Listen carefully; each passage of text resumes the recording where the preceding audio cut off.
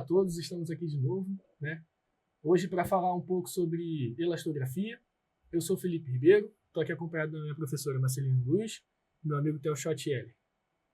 Bom, sobre elastografia, né? O artigo que eu trouxe é do Marcos Feliciano, um artigo da USP, tá? Ele fala sobre a aplicabilidade da elastografia na avaliação de alguns tumores. Só que ele fala de elastografia também de forma geral. Então, para quem estiver assistindo a gente quiser ler, é uma ótima literatura sobre o assunto. E como o próprio nome diz, né, elastografia, a gente está falando de elasticidade. Então, vamos conversar um pouco sobre o que é a elasticidade. É a capacidade de um corpo de retornar à sua forma original após uma deformação, seja ela mecânica, seja ela acústica, enfim, por uma força externa, né? É uma propriedade mecânica dos tecidos, então isso é inerente a cada tecido, até por isso que existe uma padronização do normal, né? E alterações nessas propriedades estão diretamente relacionadas a patologias, se elas estão menos elásticas ou mais elásticas do que o normal. Então, a elastografia, né, em literatura, foi desenvolvida em 1991, né, lá na Universidade do Texas, por Jonathan Ofer e alguns colaboradores. Ela avaliou o deslocamento do tecido em resposta a uma força aplicada, né? E essa diferença de deslocamento está associada diretamente com o exame, né? A definição do que é o exame. Então, é uma técnica ultrassonográfica que ela vai avaliar justamente essa capacidade dos tecidos de retornar à sua forma original após a aplicação de uma força externa, medindo dureza e rigidez. Eu gosto de fazer a comparação da palpação. É como se o ultrassom tivesse a capacidade de entrar dentro do abdômen e palpasse determinado órgão, ou palpasse determinado nódulo, né? Com isso ele vai ter condição de dizer se aquilo está mais rígido ou se está mais macio, né? Mais mole. E eu já vi descrito em literatura justamente assim, né? com uma extensão à palpação abdominal. Sim. E totalmente, né, não invasivo. Não invasivo. Então, hoje, né, a gente tem alguns tipos de elastografia. Né, a gente tem as elastografias por deformação e as por ondas ou velocidade de cisalhamento. Vou explicar mais para frente um pouquinho de cada um. Então, dentro da elastografia por deformação, a gente tem a por compressão, que é até a que a gente está utilizando no meu TCC. No seu trabalho, né? Ela vai ser uma compressão realizada pelo próprio manipulador ali do transdutor, do operador. Então, ela é uma compressão mecânica, a gente pega o transdutor e com o próprio transdutor a gente vai forçando em cima da região que a gente quer avaliar, e aí isso vai gerar ecos lineares, né, mesmo antes e depois dessa compressão, na mesma direção. E o aparelho ele capta esses ecos e ele transforma isso num mapa de cor. Esse mapa de cor, acho que padrão para todos os softwares, alta tensão, ou seja, macio, vai ser cor mais escura, e baixa tensão, mais rígido, cores mais claras. Né? Em mapa de cor ali, normalmente do azul para o vermelho. Vou mostrar mais à frente em imagens. Mas isso pode ser mudado, tá? Pode, Você pode fazer o contrário também. Ah, entendi. Então, mas aí é a gente que escolhe, né? A gente que escolhe. E o bom da elastografia por compressão é que ela sobrepõe ao modo B e a gente tem uma análise de toda a imagem. Então, a gente consegue comparar aquele tecido até com o tecido adjacente.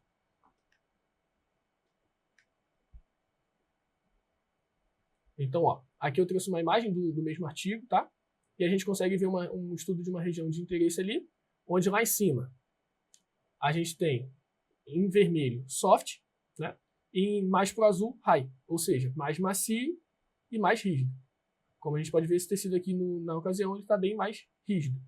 Isso pode ser usado, até alguns estudos apontam como critério de malignidade em alguns nódulos, né, de neoplásmicos, mas existem diversas aplicações. Por exemplo, em rim a gente consegue ver deposição de fibrose, entre outras aplicações. A elastografia transitória, ela funciona de uma forma um pouquinho diferente, porque é o transdutor que vibra, a gente não necessita da compressão mecânica do operador, o próprio transdutor vai vibrar e vai induzir a deformação do tecido. E da mesma forma como a de compressão, essa velocidade, né, de retorno à posição inicial que forma a onda de cisalhamento, que a gente fala, vai ser interpretado também em um mapa de cor, tá? Só que ela também usa o Doppler para calcular a velocidade da onda de cisalhamento. Então, além de uma análise qualitativa do mapa de cor, a gente tem a velocidade da onda de retorno. Então, é uma análise mais precisa da rigidez do tecido, quantitativa mesmo. E é muito usado para fibrose hepática em humanos. A SWE20 e a SWI é menos usada, né, do que as outras, mas da mesma forma como funciona a RFI, que eu vou mostrar depois, a onda de cisalhamento, a deformação do tecido, ela é induzida por radiação acústica. Então, o próprio emissor emite uma onda acústica, essa onda bate no tecido, deforma, e quando isso retorna, gera onda de cisalhamento e é interpretada também pelo aparelho. A diferença dessa para a próxima que eu vou mostrar é que essa ela avalia regiões focais, mas múltiplas regiões ao mesmo tempo. Então, isso permite monitoramento em tempo real, até em 2D, né? E também, assim como a transitória, vai oferecer uma análise quantitativa e qualitativa da onda de cisalhamento, mensurando, né? A elastografia ARFI, hoje em dia, eu acho que é a principal estudada e a mais utilizada, né? As ondas de cisalhamento também são induzidas por uma radiação, né, e propagação acústica. E esse que radiação não tem nada a ver com radiação ionizante. Sim. É só radiação Sim, mesmo do aparelho para a formação de ondas É acústicas. só que às vezes o pessoal pode se confundir. Achar que achar que já tem radiaçãozinha. Exatamente. É radiação não ionizante. Né? E aí, isso vai gerar a deformação do tecido e a onda de retorno, né? E essa onda de retorno vai estar relacionada à rigidez e à viscoelasticidade do tecido. Mais uma vez, vai oferecer uma análise quantitativa e qualitativa, né? Onde as tonalidades claras estão mais relacionadas a tecidos menos rígidos e as mais escuras a tecidos mais rígidos. Por padrão, como a professora disse, a gente tem como alterar isso, né, a critério do operador ali. Esse aqui é o principal método de elastografia utilizado hoje em dia, acho que na medicina humana e na veterinária, e é o que existem mais estudos, justamente por oferecer essa análise quantitativa também. Então aqui eu trouxe um quadrinho só para a gente né, botar a diferença ali bem de frente para o outro. A elastografia por compressão vai ser uma compressão mecânica, né, manual ou automática, porque pode ser a transitória também, vai ser uma por, né, de certa forma também funciona como uma compressão. E vamos lá. A elastografia por compressão ainda é a mais acessível do mercado, porque o software delas costuma ser mais barato, não precisa de um transdutor tão específico, né, que vai emitir ainda uma onda para a deformação do tecido, mas, como qualquer outra, é operador dependente, né, e a gente tem que tomar sempre cuidado, como qualquer modalidade de ultrassom ou raio-x, com as possíveis alterações até mesmo fisiológicas que podem acontecer. Então, saber o tecido que você está trabalhando e o que isso pode me oferecer de alteração que não seja clinicamente, né, importante, é de suma importância, né? Por exemplo, a elastografia tem muita interferência se tiver algum vaso próximo, se tiver ascite, porque isso vai, de certa forma, vai alterar essa velocidade de retorno do tecido para a posição original, né, para a posição inicial. E aí ali eu botei a transitória também, né, que segue mais ou menos da por compressão. E por fim a RFI, que a gente consegue mensurar a onda de cisalhamento, e aí é por radiação acústica, né, e ela pode ser usada em todos os órgãos, né, e a RFI ela é bem focal. Eu consigo delimitar a minha área de amostra, a área que eu quero estudar. Aqui para frente eu trouxe algumas imagens. Aqui só para ilustrar a diferença dos transdutores. Né? Como eu disse, a elastografia por compressão lembra muito um transdutor tradicional, normalmente é o linear, que se utiliza. E a gente avalia o tecido como um todo, como a gente consegue ver pontilhado aqui embaixo. Aqui dá para ver certinho a análise do tecido que a gente quer focar e do tecido adjacente, né? Sim. Isso é bem bacana. A RFI com a área de estudo mais focal e a deformação do tecido sendo induzida pela própria radiação acústica do transdutor. A SWE20, como eu falei, a gente consegue estudar múltiplos focos, né? E por transição, que é o transdutor vibrando e induzindo a deformação. Aqui é uma elastografia ARFI. O único problema que na imagem, quando cortou, não deu a velocidade da onda de cisalhamento. Mas eu quis trazer porque ela ilustra bem a delimitação da área de estudo. Entendeu?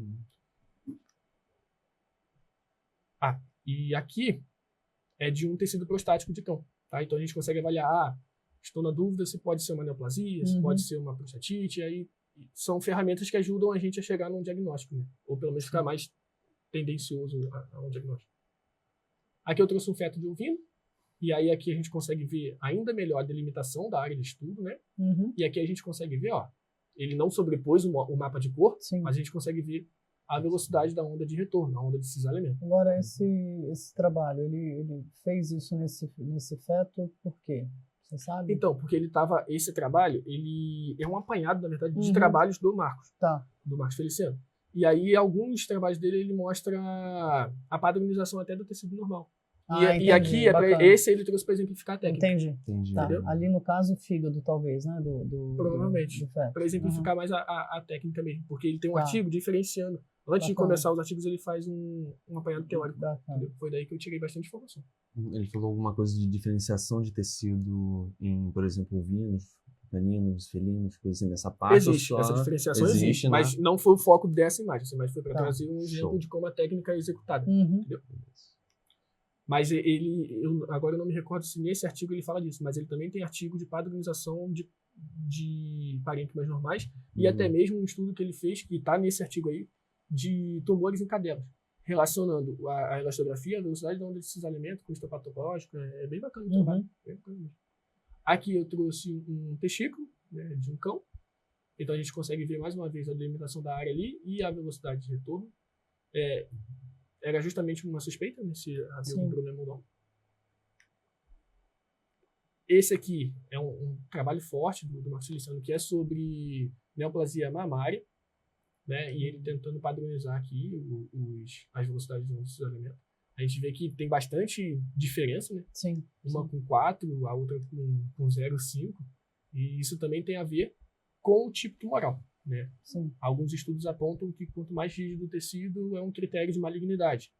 Mas isso pode alterar dependendo do tipo tumoral que a gente está estudando. A elasta ela é mais uma coisa complementar que você consegue mexer. É mais uma ferramenta. Só que isso não descarta outros critérios de malignidade que você pode dizer. Não vai descartar um Doppler, não vai descartar uma ultrassonografia, às vezes normal mesmo, e até mesmo uma tomografia, caso precise, né? Isso que eu ia falar, até mesmo o modo B. Às vezes é a questão de homogeneidade do tecido, se o tecido está heterogêneo ou não, a ecogenicidade. Então, é sempre uma ferramenta a mais, complementar. Aqui, eu trouxe um exemplo que a gente consegue ver o mapa de cor trabalhando junto com a delimitação da área ali, da onda de cisalhamento. E a gente consegue ver até múltiplos focos, né? Esse W20, provavelmente. Isso é bacana. Isso aqui são linfonodos.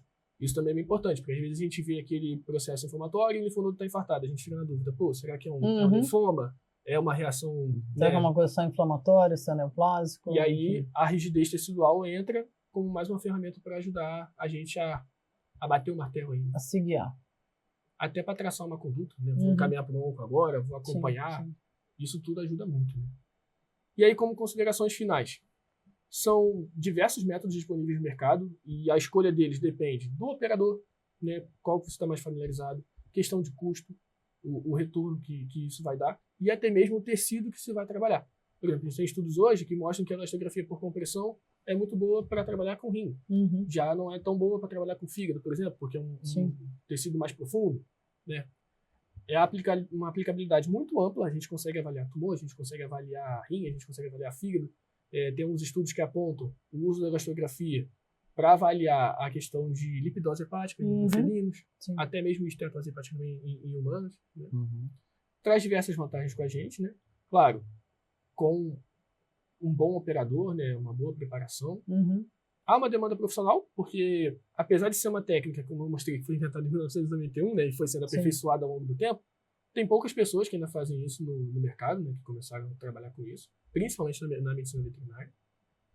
E os estudos de padronização, a gente carece um pouco ainda, né, por mais que ainda tenha autores que tem, a gente algo carece. novo, né, ainda está vindo para a parte da veterinária, principalmente. E de extrema importância, né, a gente saber o normal. A gente precisa de um padrão para poder seguir para saber se tem alteração. Se você sabe que é normal, o que está errado salta aos olhos. Com certeza. Mesmo que não tenha assim, uma padronização, uma definição certa, mas você já sabe que já tem alguma coisa errada ali, isso já ativa um pouco o clínico, né? A gente sempre fala isso, né? Não só para exame de imagem, para tudo, para clínica. Conhecer o normal para saber quando tem alteração. E as perspectivas para o futuro são favoráveis. Eu acho que é uma técnica que vai vir com força para o diagnóstico por imagem, assim como microbolhas e diversos outros. Pode ser comparada a outros exames, né? Dependendo do que for. Sim. Até aquela história, né? O próprio rim, né? O que a gente tem encontrado até agora de resultado no seu trabalho, né?